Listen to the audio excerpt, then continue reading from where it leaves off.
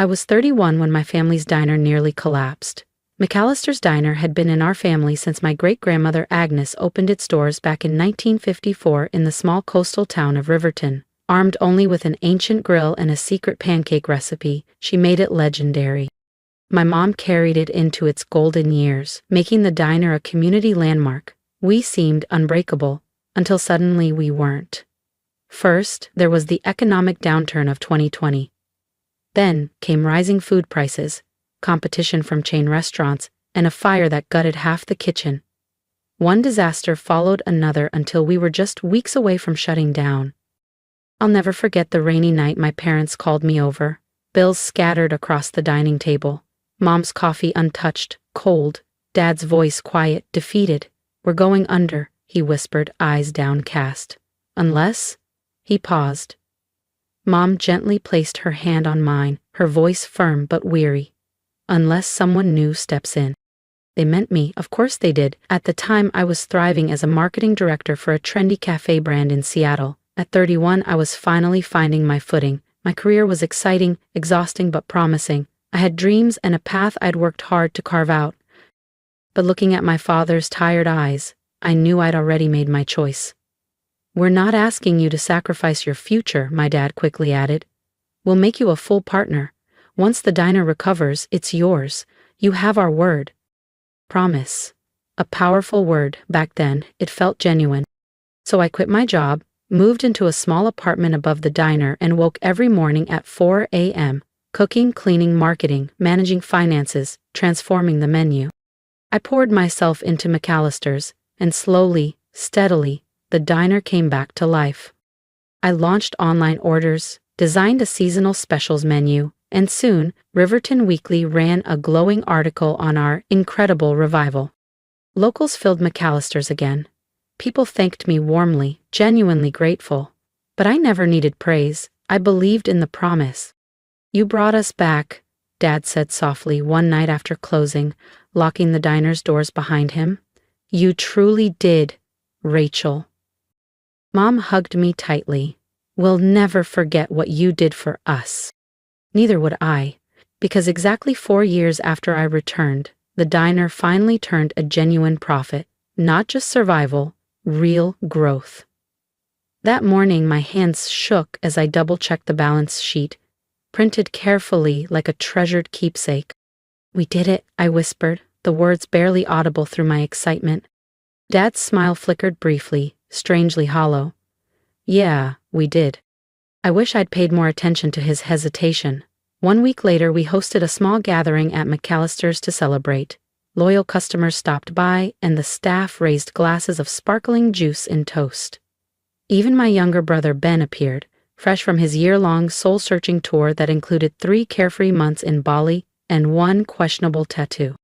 Ben had never woken at dawn for the diner, never scrubbed a greasy grill, argued with stubborn suppliers, or felt tears freezing on his cheeks while desperately searching for ingredients during a snowstorm. He was just Ben, easygoing, carefree, and universally adored. Late that evening, after everyone had left, my parents called us to the diner's small office. "We wanted you both here for this," Mom announced cheerfully. My pulse quickened. This was finally it. My moment. Recognition for years of sacrifice. "Your father and I have decided the diner will go to Ben," she finished, eyes shining. I laughed, thinking surely it was a strange joke, until their faces remained serious. "What?" My father spoke softly. "Rachel, you've done so much, but Ben's the son. It's tradition. The diner always passes from father to son." The ground beneath me vanished. If you've ever sacrificed everything for a promise that wasn't kept, make sure to subscribe, because what Rachel did next changed everything. "I gave you 4 years," I said, my voice barely audible. "I sacrificed my career. You promised." "Don't make this emotional, Rachel," Mom interjected. "You'll always have a place here." A place like I was just another employee. They handed it all to Ben, effortlessly. At first, I said nothing, but a week later, I quietly picked up the phone and dialed a lawyer. Her name was Miss Carter, recommended by a friend who'd experienced something similar with her family's vineyard. For the first time in years, I didn't step foot in McAllister's at dawn. No scent of fresh coffee, no sound of bacon sizzling. Instead, I lay awake, numb, staring at the ceiling. How do you move forward when those you trusted most betray you? There was no confusion, only brutal, undeniable clarity. The promise hadn't. Maybe it was a rush decision, made in excitement. Maybe they'd realized the cruelty of giving my hard-earned success. Excited for the next chapter at McAllister's, Ben's first day as official manager.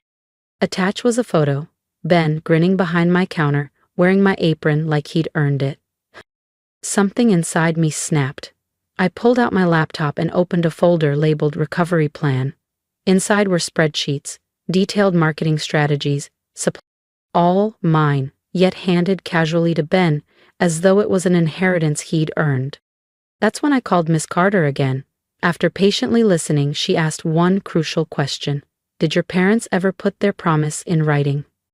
I paused, heart pounding. Not officially, but yes. I have emails, texts. My dad even messaged me last year. This diner will be yours soon. Perfect, Miss Carter said. We have something solid here.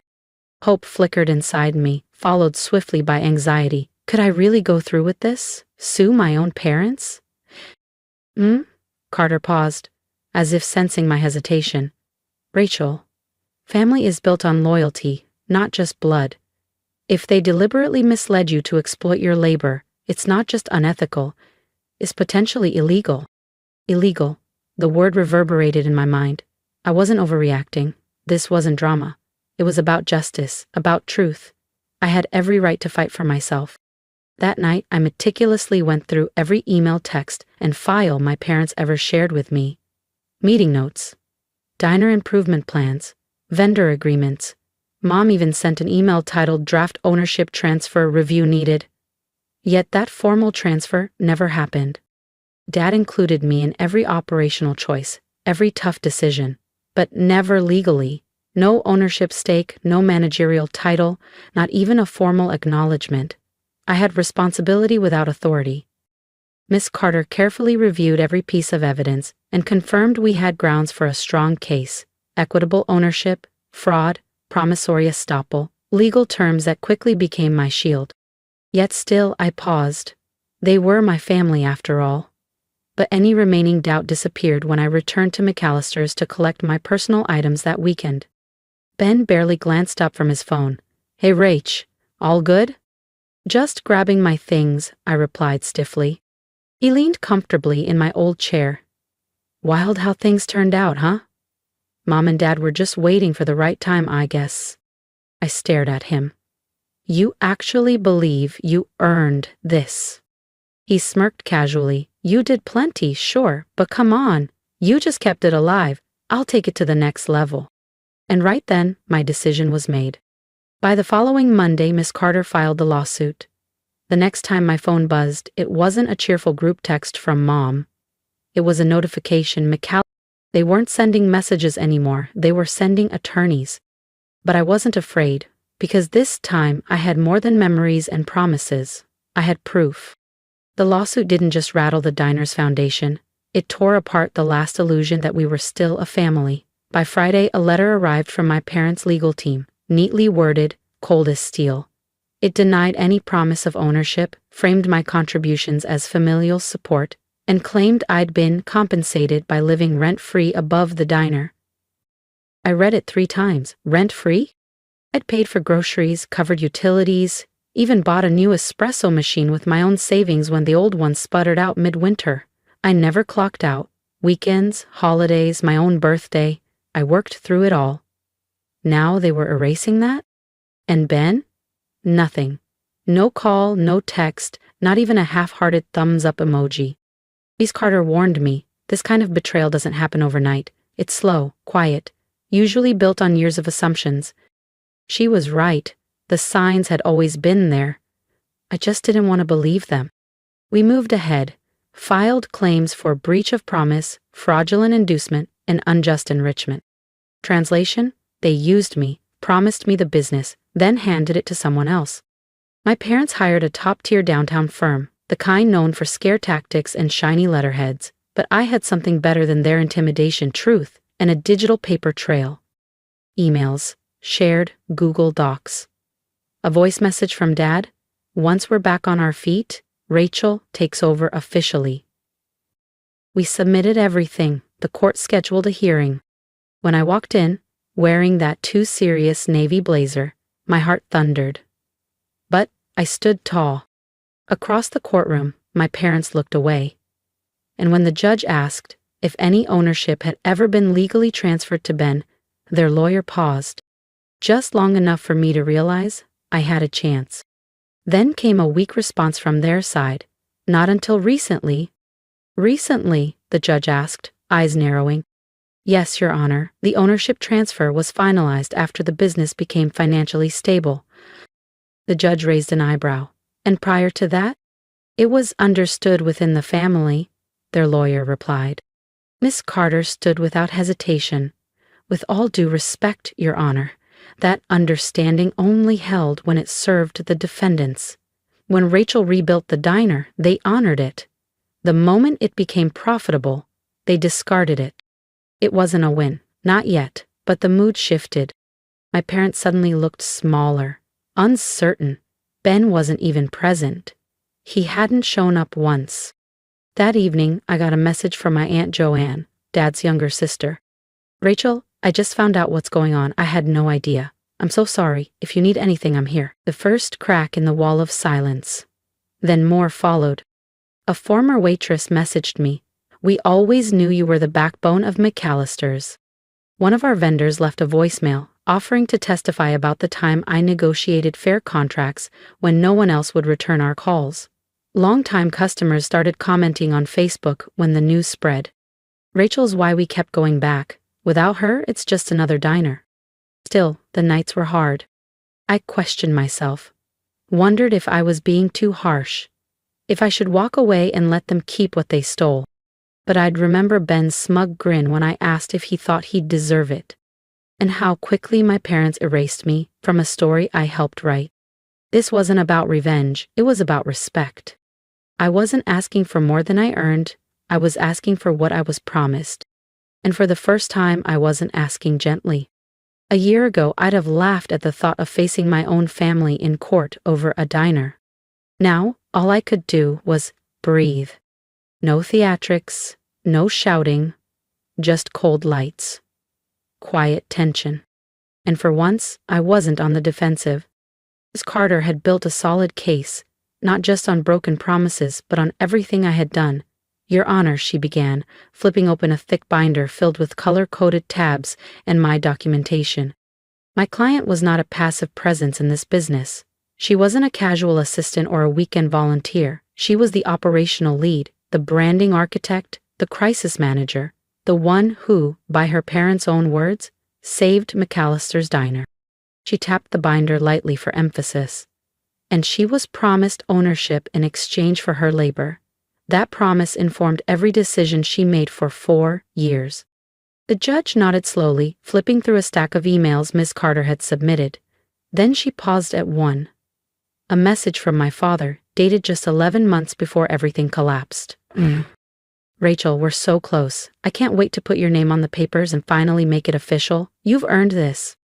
It wasn't just an email, it was a flame, burning through every denial their lawyer offered.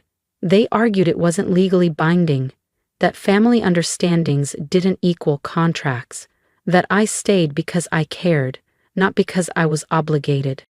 But the judge wasn't buying it. "If this was all voluntary," she asked, "why did you repeatedly tell her ownership was coming?"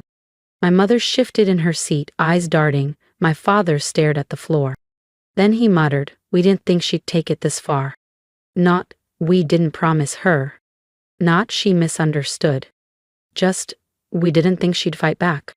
There it was, the truth.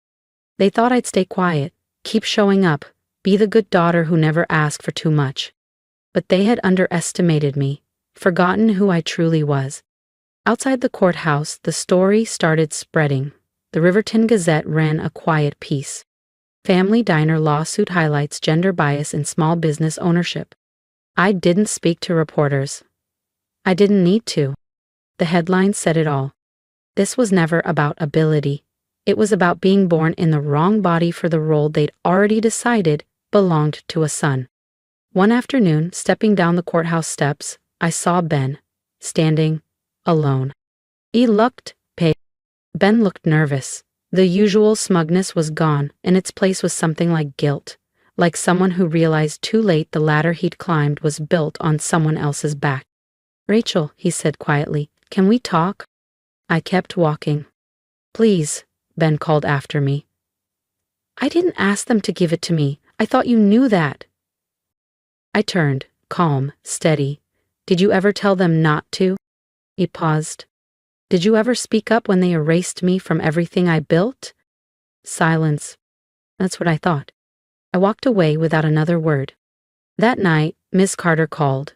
The judge scheduled a mediation hearing Thursday, a final attempt before trial. "Are they nervous?"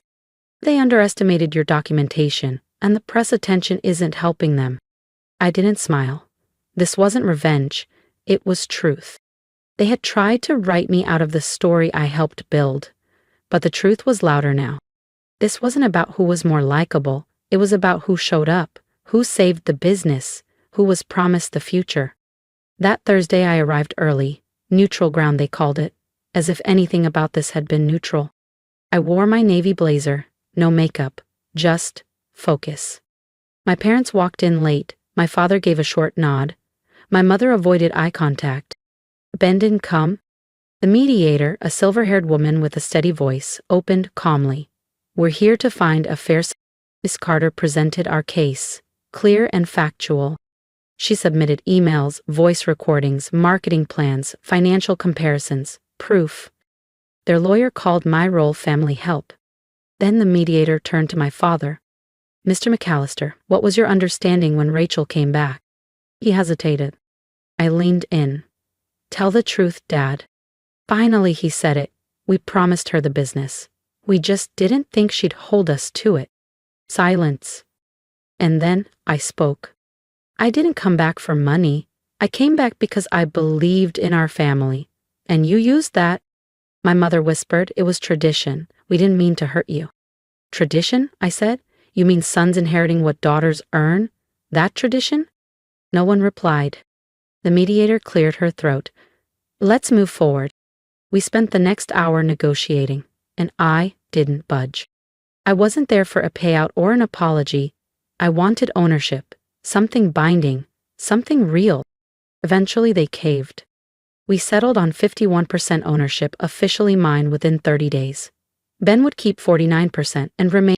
I would oversee finances, branding, hiring, everything. It wasn't revenge, it was justice.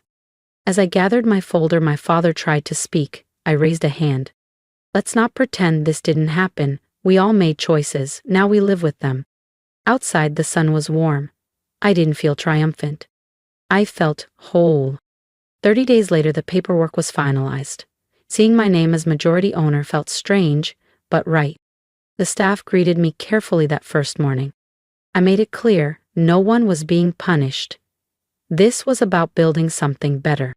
Ben avoided me, but he showed up, and I let him. Because real change doesn't come from gloating. It comes from rebuilding stronger.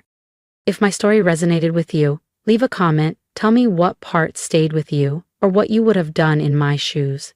And if you've ever been overlooked or underestimated, remember this: you have the right to speak up, to take up space, and to fight for what you've earned. Don't shrink yourself to make others comfortable. Stand tall, choose truth over tradition.